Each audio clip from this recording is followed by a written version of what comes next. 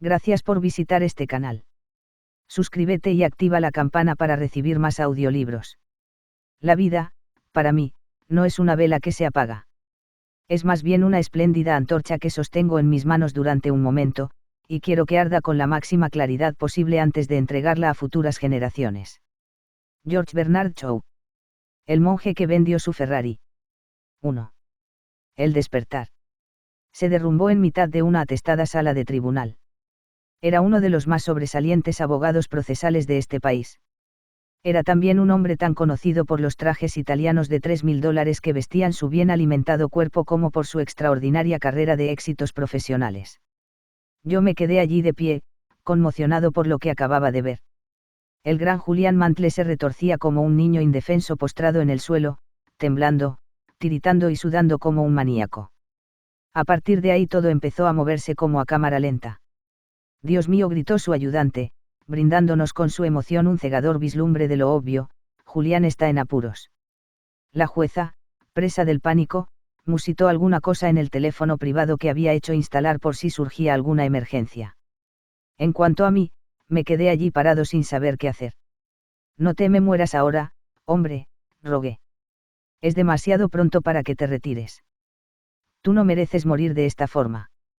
El alguacil, que antes había dado la impresión de estar embalsamado de pie, dio un brinco y empezó a practicar al héroe caído la respiración asistida.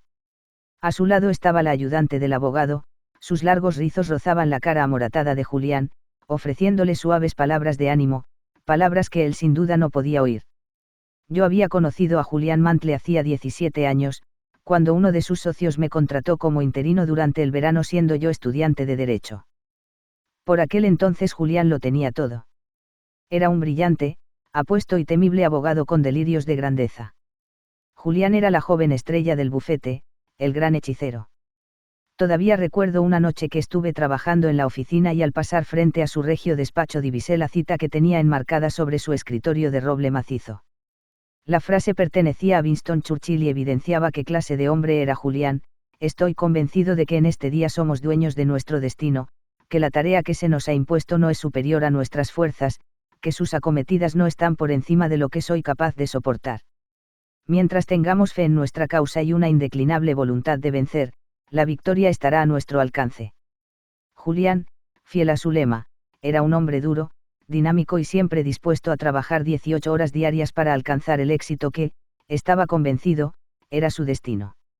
Oí decir que su abuelo fue un destacado senador y su padre un reputado juez federal.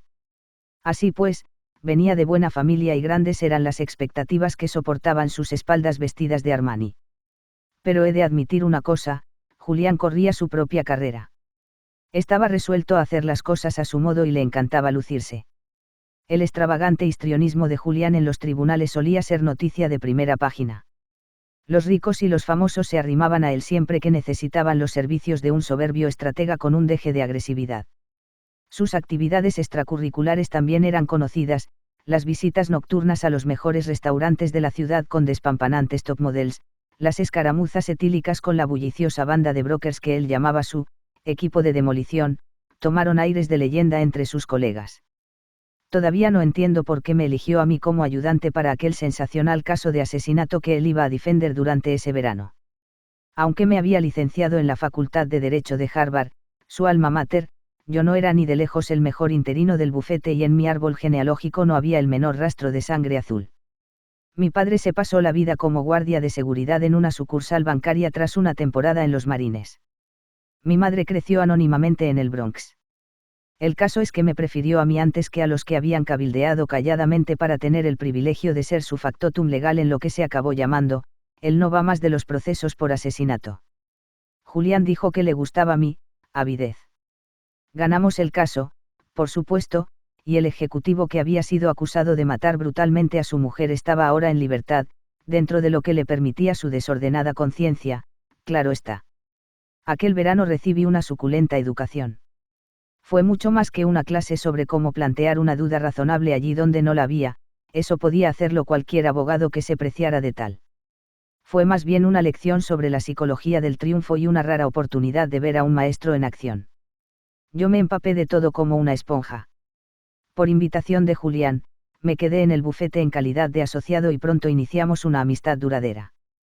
Admito que no era fácil trabajar con él. Ser su ayudante solía convertirse en un ejercicio de frustración, lo que comportaba más de una pelea a gritos a altas horas de la noche. O lo hacías a su modo o te quedabas en la calle. Julián no podía equivocarse nunca. Sin embargo, bajo aquella irritable envoltura había una persona que se preocupaba de verdad por los demás.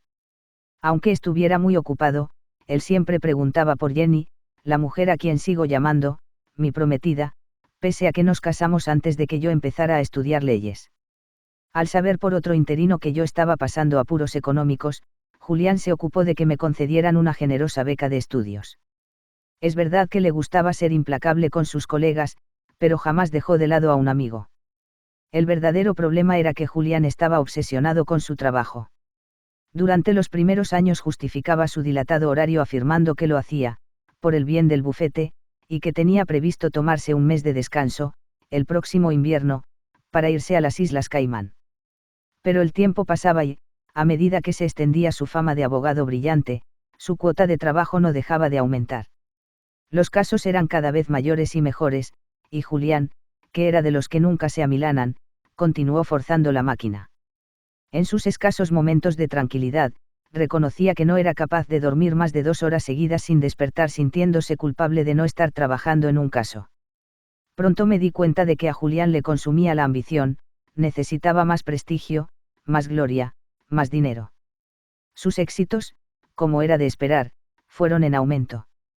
Consiguió todo cuanto la mayoría de la gente puede desear, una reputación profesional de campanillas con ingresos millonarios, una mansión espectacular en el barrio preferido de los famosos, un avión privado, una casa de vacaciones en una isla tropical y su más preciada posesión, un reluciente Ferrari rojo aparcado en su camino particular. Pero yo sabía que las cosas no eran tan idílicas como parecía desde fuera.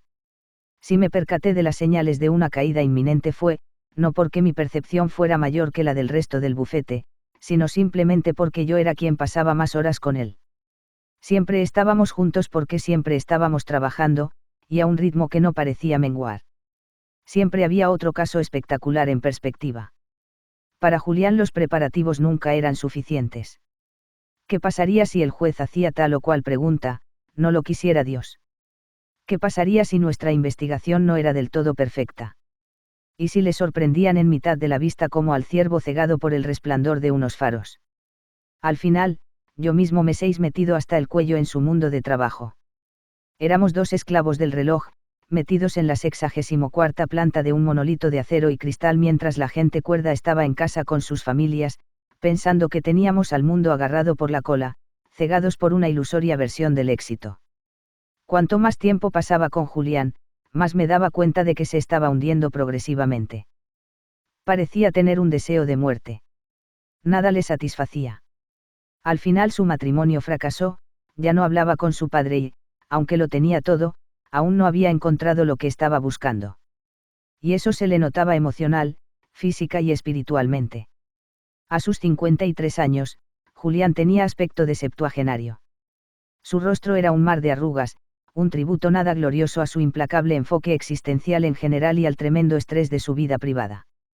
Las cenas a altas horas de la noche en restaurantes franceses, fumando gruesos habanos y bebiendo un cognac tras otro, le habían dejado más que obeso.